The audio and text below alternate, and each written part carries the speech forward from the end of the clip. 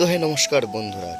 তো কেমন আছো? আশা করি সকলে ভালো আছো। আর এই দেখো, এইটা হচ্ছে আমার নতুন পাখি ও মুরগির কলোনি।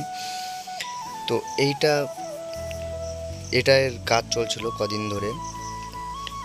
তো তোমাদেরকে আমি আগের ভিডিওতে বলেছিলাম যে আমার নতুন মুরগি ও আমার যেই বদ্রি পাখিগুলো আছে ওদের কলোনি করেছি আলাদা। তো এই হচ্ছে তার সেটআপ। আর এর মধ্যে কিছু দেশি মুরগি আমি খুব তাড়াতাড়ি ছেড়ে দেবো। আর আরেকটা জিনিস দেখো, এই খাঁচাটা শুদ্ধ ভিতরে রেখে দিয়েছি।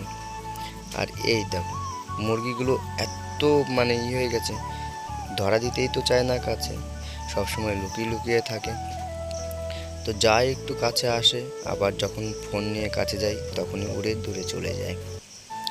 তো অনেক চেষ্টা করছিলাম ধরার জন্য, যে হাতে করে ধরে তোমাদেরকে একটু দেখাবো।